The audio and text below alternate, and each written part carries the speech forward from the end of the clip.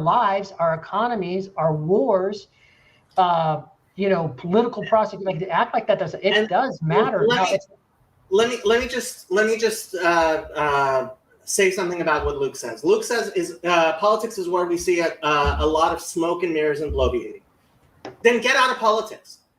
Stop talking about the politics. If you really believe that, then stop being so political. Oh, but you won't. Oh, but you won't.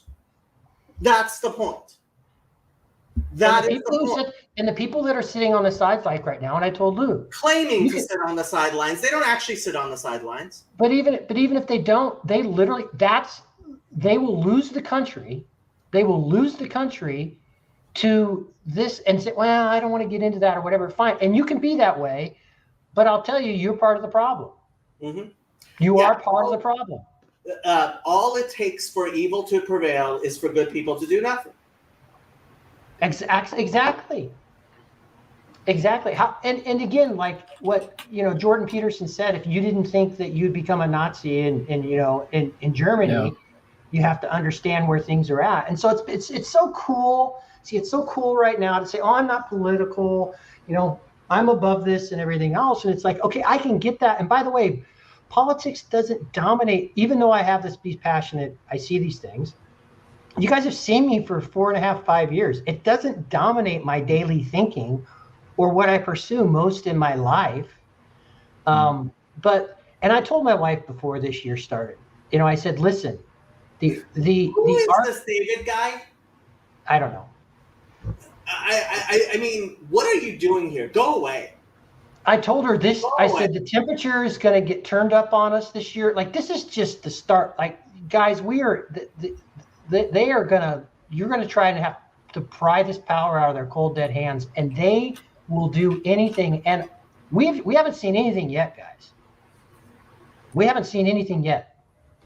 And so, but can there be, I don't know, I'm not confident, but can there be a sense where, hey, how's it going, Phil? Actually some good things can happen? And here's the deal. We're left with what Jacob has described, it's so obvious, or the guy that the cathedral doesn't want so bad that they're willing to do all this illegal stuff against him. There's clearly a reason why we should be voting for him. Asymmetrical argument now. I'm glad you're here, Luke. Let Aaron and Luke talk. Go ahead.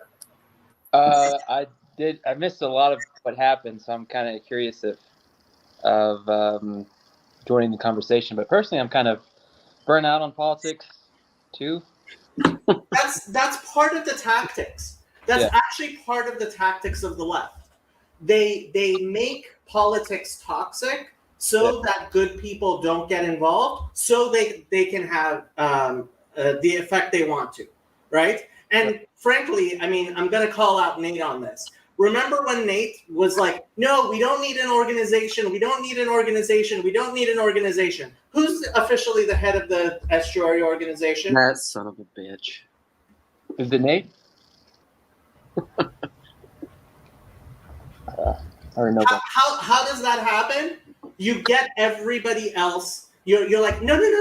No leaders, until you're the only one left. Are you saying that was intentional on his part? Like that was? It doesn't have to be intentional. It's a tactic that works. Does it matter if it's intentional? There's a level of negligence. If you actually believe no leaders, how about when you get offered to be the leader, you say no?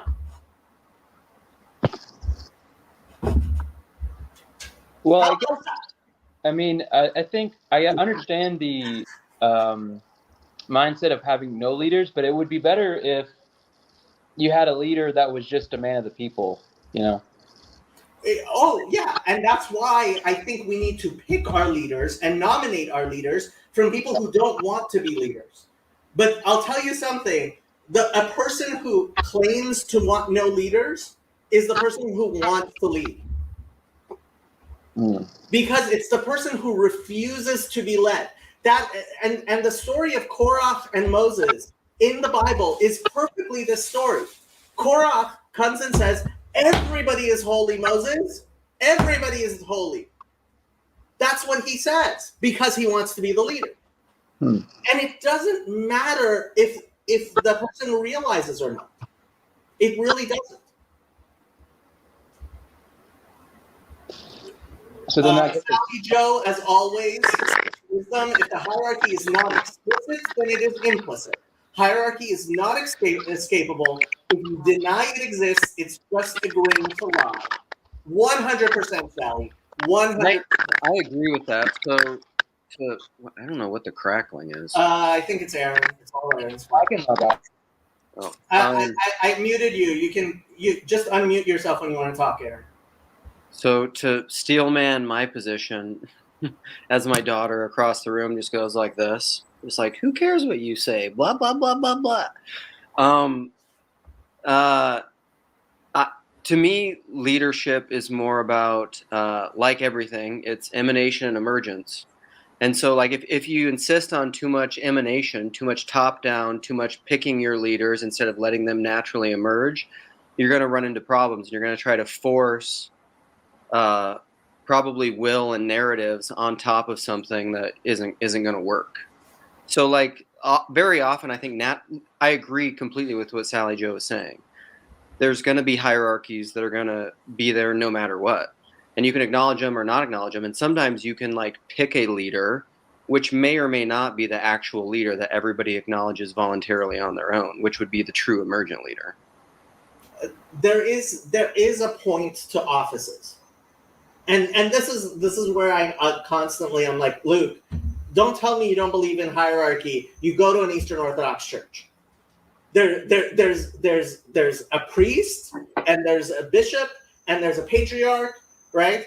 And there's a reason why that space is able to exist, because there is a hierarchy and there are people occupying the offices which enable you to go to that space.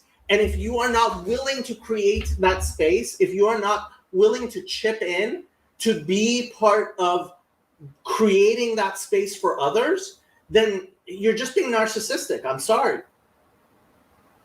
Yeah, I think you and I just probably differ on how we think that space is created. I tend to lean into the feminine husbandry gardening thing, and you want to just tell people what the shape should be. No, I definitely. First of all, Sally Joe says cancer is emergent. No, I not completely. It's also emanating. I don't think that you can do things top down and only top down. The beautiful thing about the hierarchy of rabbis that we have is we have no hierarchy of rabbis. The way you become a prominent rabbi is a lot of people decide they want to listen to you. And I think I'm perfectly good with that. But it's when you start lying, when you say, no, this person isn't a leader, when you refuse to acknowledge the necessity for a leader, right? When you're hiding things, that's when you end up with all of the problems that we have now. So you have to speak truth. You have to have a faith in the logos of naming things and be willing to move forward and name things and call things what they are, and to say, when the emperor wears no clothes, the emperor wears no clothes. I think there's a different weighing of the incredulity. Did I just butcher that? Oh my God! The skepticism that one engages with hierarchies, and I think Luke is on the very skeptical, very vigilant end of that spectrum. And I think there's a Protestant grain to that, and I think there's also a grain of, I hate to do this, Jacob, but there's a grain of Christian truth in that, and that we want to root out the corruption, right? But I would also say that we need to understand that this. You can have your political disagreements, right? You can have, politics is friends and enemies. Let's get to the macro real quick. I need to establish a community where there's other communities, and they could be hostile, like they could be life or death. But there's also in the political realm of civilized debate and discussion to where say you are an enemy against my political stance, but you're not an existential enemy. Politics doesn't need to be. It doesn't have to have an enemy. It doesn't have to. Father Eric, I will give you the floor in a second. You need to, even in your home, anytime you have multiple people and you're making a decision, there will be politics involved, right? And that doesn't mean it has to be war, but it does mean that you have to actually have explicit lines of office and lines of authority and hierarchy and who makes this decision and how those decisions are made. Father Eric, thank you for joining. Thank you. I don't have anything to say immediately. Oh, okay. So can I ask? I didn't see Am I intruding? I'm piggybacking. Just keep going. Everything's Oh, good. okay. So may I ask? I didn't see the beginning of the stream. I guess a question that I have often, and this will clarify kind of the point of this, because I mean, obviously you're upset, and just I think I'm not a fan of political violence. Obviously, like anytime. I don't know. I've heard people say, like, too bad he missed. That kind of thing just, like, disgusts me. I don't know. It's just incredibly sad. The whole thing is incredibly, incredibly sad to me that this is where we're at. And, but to me, it's almost like based on what we know so far, which is not much, besides that somebody took a shot at Trump, I don't, like, why... It feels like everything changed, but I don't feel like what changed. It's like it's all the same thing. Okay, so let me do a little bit of a recap of things I said. This stuff has been going on for a long time, right? It's not something new. The Trump Hitler thing, like people have been able to see this coming. What do you expect? What do you expect when you have a major newspaper do something like this? And it's not just a magazine. It's not just the New Republic that did this. MSNBC and CNN have 24/7 for the past 8 years been calling Donald Trump Hitler. What do you expect? So it's more just like the gaslighting around Trump and saying, he's Hitler or whatever, which are encouraging people to be more and more radical. You're just wanting to very black and white call that out as bad and wrong. Yes. It's the recognition of the asymmetrical warfare, and I hate to do this for what's going on in Jerusalem. God bless, but there is an analogous. I get it. That's horrible. But there is an analogous way of this, and this is something I had to. I'm just gonna do this, man. I don't care. This is something I had to try with my parents, my boomer parents. I had to try to tell them. It is asymmetry. Okay, they are open to innovation, change. If you want to go to the farthest extreme, entropy, and I'll just do we. I'm a former deep rightist. I understand that philosophy, though I unplugged from my emotional ties to it. But to understand that I am conscientious, I care about my tradition. I whittled it all the way down to God and family. Let the leftists have every other knob. They can have every other knob of reality. You mess with my God and family, you're going to come for my dead body. Okay, but the point is an asymmetrical warfare. It's not hypocrisy. It is a hierarchy. Okay. When they say deplorables, they mean it. Okay. So the move is to understand that here, because here's the other thing. Do you think, and Lance, you said this earlier, do you think that Lindsey Graham or I don't even know the damn names anymore. I think the only one that I have any respect for is Ron Paul at this point. But do you think any of these R's in name share my values? Do you think I would stand next to them as a man before God to judge what they are giving their life and their beliefs to? You're crazy. You're nuts. So this system of aiming for power for money, power, and politics, we have jettisoned any idea of a shared normative vision. Okay, so we're already at odds, and then to play this game of are we just going to sit here and chase this power and influence, or are we going to realize, hey, this is a flawed game. This is why I'm here. This is why I was able to play, because I much rather talk, and I hate to do this. I much rather talk to the Grail country folk and the marks. I much rather try and commune and relate to them as humans than wield the knowledge and investigation that I have in the confidence I have in my political philosophy and my political stance. I much more care about the humans. And to tie this back, and that was the meditation that sparked, or that motivated Christian's stream yesterday. It wasn't about it. He was trying, and I get your critique of that, Jacob. I understand that you're saying you're doing a futile mission, but he was trying to say, hey man, let's have one moment to where we can step back, breathe, and say, hey, let's do humanity first. No, Matthew, it's worse than futile. It's worse than futile. I do want to say I was not intending on stepping on your stream, Father Eric. I'm sorry about that. And I don't want to suck all the air out of the room. No, I mean the events of yesterday have sucked all the air out of the room, not Jacob's personal oxygen hoarding. Yeah. Well, and so Matthew, I want to say this. So like Runaway Rascal, who I love to death, is one of my favorite people I've met in this little corner, is talking about everyone is playing the same game.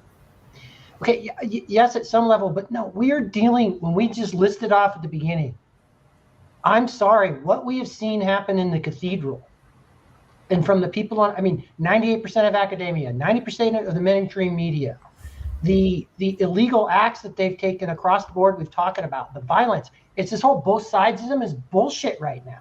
Like this is total bullshit. And when you say, well, it's all the same, like, I get it, that's cute and that's nice. We actually have something that's in front of us that we know 98% of academia, 98% of mainstream media.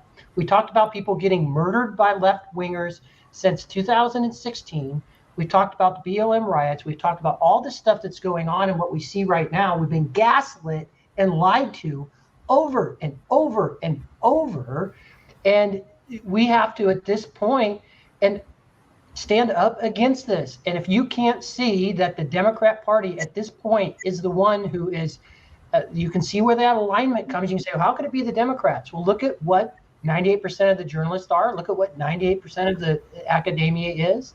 Look at who has control. Look at where their power is at this point. Now, again, I get it. Like I've mentioned, Ron Paul. Yes, Ron and Rand Paul. I'd take them for president every day of the week, right? I would take John F. Kennedy Jr. I'm just telling you, somebody that has some integrity. But this whole, it's the same game or whatever. Wake up and see what's happening in front of us. So one of the streams that I did with Father Eric a while back, I just linked it, is the papal encyclical Mit brennender Sorge. From 1937, was it, Father? Do you remember? 37, I think it might have been 38, actually. Yeah, it was around then. It was before 1939. And they had to smuggle it into Germany, and they read it on the same Sunday from every pulpit in Germany. And it was the first encyclical ever that the official it's officially in German. German. Yeah. And there's this beautiful line from Mit brennender Sorge, which says, when now I have to go find it. It says when you're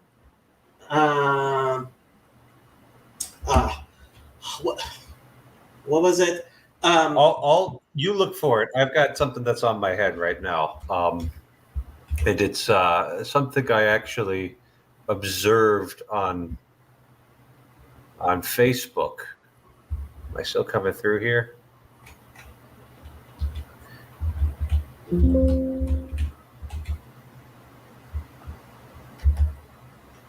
Still coming through? Okay. You all froze for a second.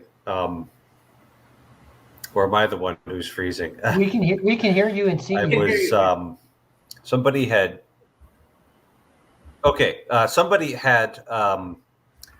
prompted a generative AI model to generate a picture of the Blessed Virgin Mary deflecting the bullet away from Trump. And I've seen many such sorts of images there. And I think that's what's kind of concerning me the most is, and you can see the religious fervor on both sides here. It's not just, I mean, you know, my Facebook feed's definitely going to trend one way, but it's actually we're basically on the brink of religious violence here, and one side is, you know, explicitly and maybe more traditionally religious, but the other side is no less human, and there's no less human drives pushing beyond that. And it was really interesting to me, especially because the person who had shared this particular photo was not what I would consider to be an uneducated and unthinking kind of Catholic. It's somebody who is a very thoughtful writer, and but it really kind of captures the mood that you see, especially on older Facebook using people on the right, seeing President Trump, some of them straightforwardly as a messiah, others as a more, you know, sophisticated Cyrus-style messiah, and yeah, that just doesn't bode well, I think, because we're told not to put any trust in princes. Correct. So I found the line from, and I put a link in my chat. But directly, the highest interests are at stake. With the alternative of spiritual loss, there's but one alternative left, that of heroism. Honestly, this encyclical, and Father Eric and I went through it. It is amazing how it speaks to today, and I highly recommend taking the time to read it today. It's worthwhile. And it's shocking that it is worthwhile, and it's sad that it is worthwhile. But if you care, you should be, and I've said this before, you should be taking a page out of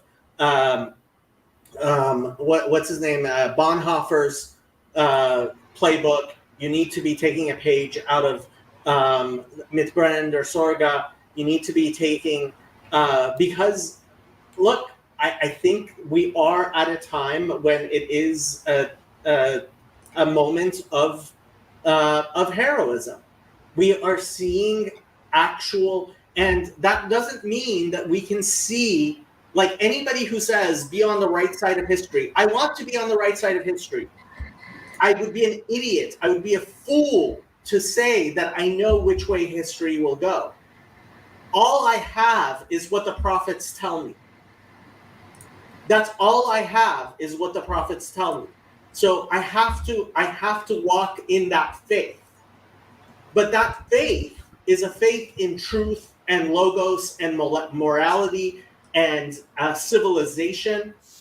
And what we're seeing right now is not civilization. That's the type of discussion, the political discussions that we're having are just, I'm sorry, if you can't say Joe Biden is not capable of being president of the United States, if you can't honestly say that, and if you are the type of person who compares Donald Trump, who's been president for 4 years, to Hitler, you are not an honest person. You should not be afforded the same respect as a responsible moral adult in our society.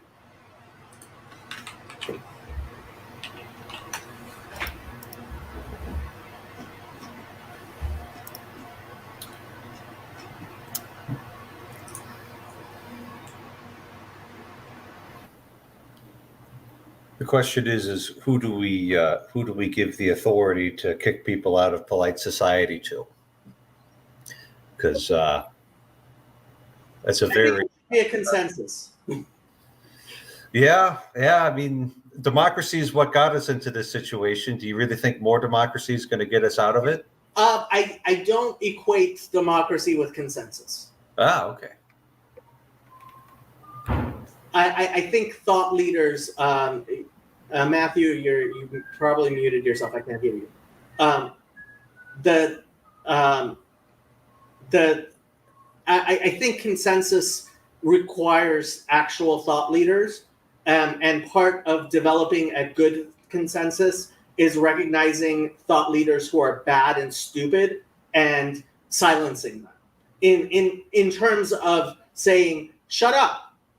Your right side of history comment was dead on. I think by definition, there's a movement, a faction of our country, of our countrymen, that they, by their name, believe they are headed towards the secular utopian. They are progressing towards the bastardized heavenly Jerusalem that they don't even realize. It's this Whig history. It's this secularized, the moral arc of humanity is heading. It's like, no, the moral arc of a Christianized Judeo-Christianized culture is going to progress. If you think you can just have humanity out for itself and it's going to sit here and have some noble or righteous trajectory, I think you are. I don't know how much humanity you've entangled with, but so I think there's a rub right there in that. The other side is to say, let's humbly and stumbling, forward, hope that we're aiming for the best. Here's my normative traditions. Here's my beliefs. Let's put it out to this once upon a time liberalized neutral marketplace and let it happen. And that has all been jettisoned to this indignant, zealous, pseudo-religious ideology. That's the name of it. They're playing religion and covering the ball. So, I've been reading what information is available on the shooter. Both his parents were social workers. Both of them are licensed social workers, which makes me think maybe our idea of having social workers be our secular priests isn't working.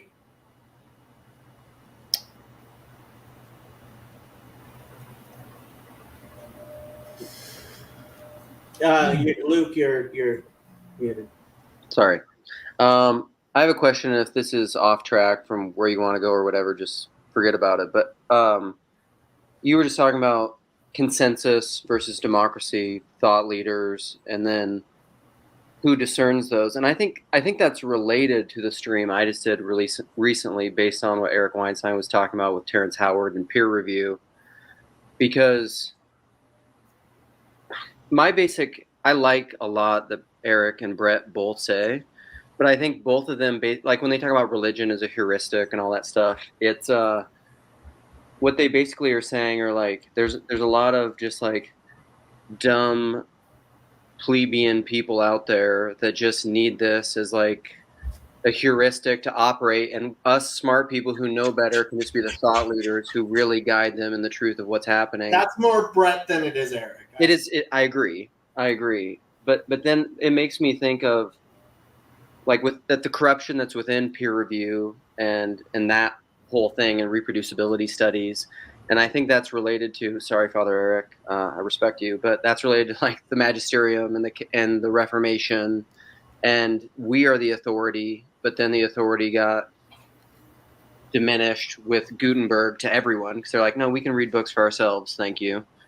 And so like, how do these thought leaders for your consensus come to light?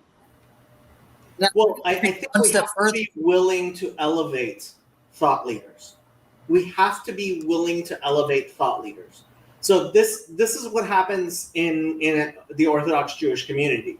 It is expected that if you have a group of enough to have prayer, right, which is 10 adult males, it is expected that you appoint someone as the leader, right?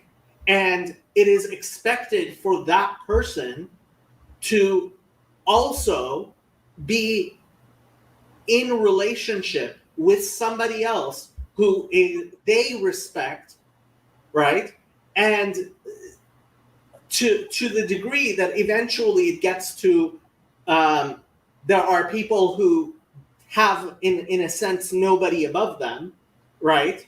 Which are not. There are too many of them. There should only be one. Unfortunately, there's too many of them, but there aren't that many.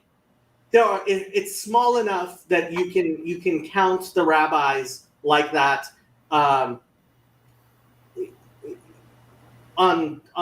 both hands and both feet, right? It's and that's how it should be, right? In Los Angeles, there are maybe 6, 7 rabbis who are what are referred to as poskim, which are it gets translated to English as decisor, right? And that's somebody who has the authority to bind and loosen on earth as in heaven, right? You might recognize that term. Yeah. And it's all by community assent. There's I don't know how many, probably a couple of 100,000 Orthodox Jews in Los Angeles. I'm just guessing, pulling that out of the air.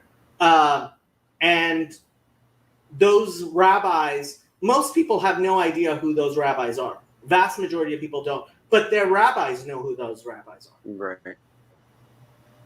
So a couple things that you said in there are communally discerned, relational, based on trust. This has always been one of my struggles and probably major criticisms of politics and big things is I just don't, because of Dunbar and things, I just don't know how you can scale relational knowing and trust at that level. Like, it's just because really hard. Because you demand that your leaders also pick leaders. Because you set over yourself somebody you know who is a leader, and you demand that that person also have a leader. How many times do you get one of those like ultra rabbis being a charlatan? I am not aware of anybody who was recently disgraced. What happened though? Did you just see what happened? Luke just exemplified his incredulity. Oh, yes, the hermeneutics of cynicism. Yes, and so I also want to highlight this notion. You mentioned authority, and I think there's. I hate to be this guy, either, but there's this questioning of authority, which can be, I think, in a certain orientation and proportion, can be valid and proper, but when it's taken to the extreme, you're questioning yourself, right? If we protest the altar, we protest the crown, and now it's just me. Well, I'm an akrasia afflicted human. I'm so set against myself. I don't know what I want sometimes. Okay, so you now put authority into my hands, and so at the top of the hierarchy, there is nowhere else to look. There is no righteous normative character, archetype, story, wisdom, tradition to participate in. It's what happened to the WASPs. The WASPs said, "Oh, we don't want it. We deny it." They gave it up right when they had an empire, by the way. And so so then we're into this atheistic academia world, and all bets are off at that point. We have lost and we have decoupled from our wisdom tradition. And then at that point, we don't share a normative vision. We don't think there's the good that we are either trying to pursue policy for or avoid policy against. And at that point, we are a different collective. And now maybe soft a force, it may be fifth generational warfare, but the fact is, it may not be explicitly existential enemies, but we are not the civilized courtyard of debate and discussion enemy. Hey, I disagree with you. Let's have it out in a political debate. You are less than human. Oh my gosh, you are deplorable. Oh my gosh, you want to genocide trans people. It's a non-starter at that point.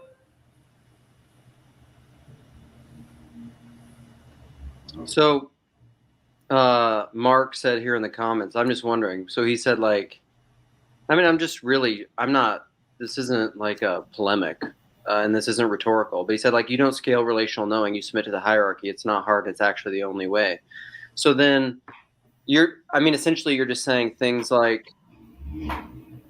the Protestant Reformation and those kinds of inversions are just going to happen because that's what they were doing, and it didn't work because of corruption. Kind of get what he's saying, though. Go ahead. I mean, I have to say, to some extent, you have to have faith in it. So there's a tractate of the Talmud called Horayot, which is literally means guidance. And it spends a lot of time talking about, okay, so somebody tells you something. When are you well, first of all, it's supposed to help the person who's guiding others and understanding like when you should and you shouldn't and what you can and what you can't. But it's also there's a lot about okay, so what do I do if this person is acceptable or not? Like, what if I think this person is mistaken, right? And it's complicated. You don't get a tractate of the Talmud on something that, like, I keep on saying this about Scripture. If Scripture could be summarized in a few lines, it would have been. Right. The Bible didn't bother with the Bible, right? God didn't bother with the Bible what he could have written in a few lines. And that's even more so true about the Talmud, right? When like it's a huge discussion, right? And it's not simple things that we can just, oh, this is easy, right? It's not easy. But guess what? Life is not easy. Life is complicated. And as the representative of a magisterial body here, it is also very complicated, and I think, the teaching authority of the church and all of that, and that by which divine revelation is handed down and is preserved is a three-legged stool. We would say we've got sacred scripture, the sacred tradition, and the magisterium, which are three unequal parts of the equation, right? They don't all do the exact same thing. It isn't perfectly balanced. It's actually kind of wildly balanced because one of them is letters on the page, and the other one is impossible to define entirely. The third one is a bunch of Muppets who are alive right now, all being guided by the past. So this idea that subsisting in a hierarchical church, let's say one that's got the pedigree like the Catholic Church, is just a matter of blind obedience is not how it actually works in the real world. You've got good bishops, you've got bad bishops, you've got even at times good popes and bad popes, good priests, bad priests. Everything's all over the place, and we move forward in a much more negotiated way than we do just by the fiat of the people, of those at top. One of the things that the 1983 Code of Canon Law really emphasized was the place of consultative bodies inside the church. Explicitly named the College of Cardinals as the Senate of the Bishop, mandated for certain acts that the bishops would have to consult certain people to hear their opinions, and a few times even needing their consent. So basically, the point about the submission to these hierarchies is that it's never an entirely blind obedience. which you give up your intellect to and become a cog in the machine.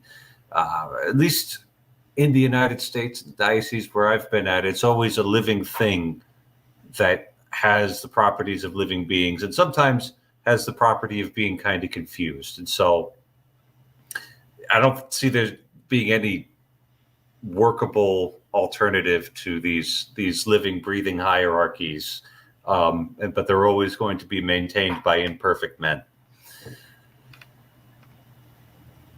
But yeah, the Fifth Lateran Council, Luke, was a disaster, and they had the opportunity and the knowledge that they should have done something, and they didn't. So, you can look at that as the great nothing burger in human history, because Reformation might have been avoided if people had gotten serious about reform. Yeah, no, agreed. So I just want to say one other thing, and then I'll go and just listen or catch up later, because this is technically supposed to be screen-free Sunday for the Thompson household, and I'm getting a pass. So how did I even know this was going on if it's screen-free Sunday, you may ask? Naughty. Weak flesh. So I have a few thoughts in mind that I think are related, but it's kind of like, I think one of the reasons I'm confusing in the corner is because I'll speak against something, but then also say that like embedded within it is our salvation, like Protestantism, for example. And this is a little bit of my Peter Rollins Church of the Contradiction stuff, or you could just go Old Testament and say what you meant for evil, or even your best of intentions I meant for good. And I think God has a way of redeeming all of our fallenness and brokenness and corruption and even malintentions, and redeeming the world through it. And so I don't know. I guess I would urge those in this relational body that I love to not catastrophize, because maybe there's good things hidden in things that look real bad right now. Okay. Yes, we cannot defeat God. All the horrible things we do, God uses for the best. The brothers selling Joseph to Egypt, what they thought for evil, God used for good. Mm-hmm. That is no excuse for evil. No, I agree. My favorite Bible story. And it's this type of nihilism of you're catastrophizing. And I'm not catastrophizing. Something really horrible happened to this nation yesterday.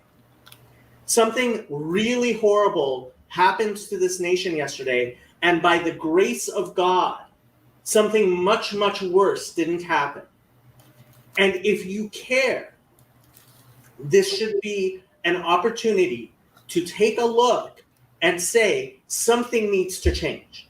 And I'm saying, and there's a reason why I'm saying this, that what needs to change is we need to be willing to call out those institutions of sense-making supposedly that we have, like the mainstream media and the academia, and frankly, the Democratic Party, which has ceased to function as a party in our political landscape, which are no longer allowing us to be a civilized society.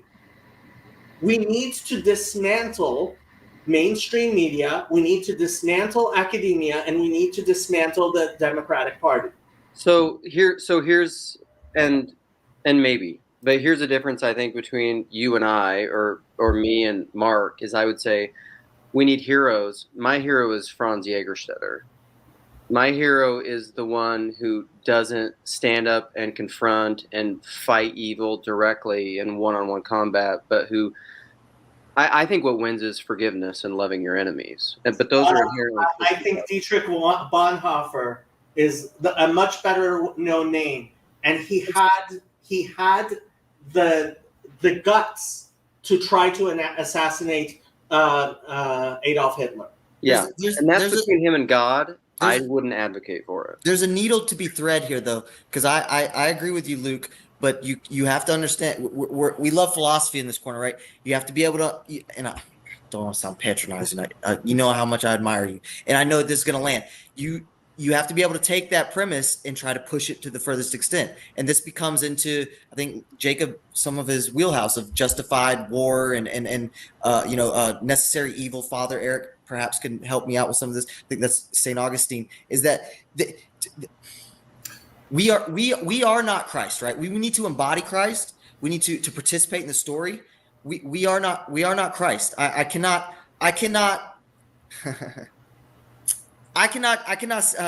die and rebirth. Okay, if Christendom is stamped out, on my watch, or because of my failings or negligence, that's on me. That's in and out. Now, I think there perhaps is a larger mystery to Christendom that it our God knows us way back from the grave, right? The Ethiopian. My shtick is the Ethiopian. The Christians in Ethiopia are going to be fine. But there's a needle to be thread with absolutely love and forgiveness. But when you're being bludgeoned and bludgeoned and bludgeoned, and you're being the game has been totally fractured, and it's not a political game. This is just a power and an abusive game. I think, I just think there's a need for a balancing of those poles to say, hey man, no, we need to stand up and say, no, this is what we're doing. Maybe we're not right, but this is the silver city on the hill we're aiming for. Speak truth to power. Jesus was not a popular person. You may have noticed. Yeah, he said what he did to Caesar, but he also said to Peter, "Get behind me, Satan, and when you've repented, help the brethren."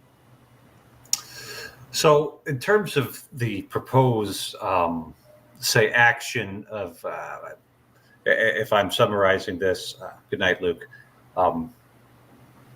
the calling out evil at the risk of doing it poorly,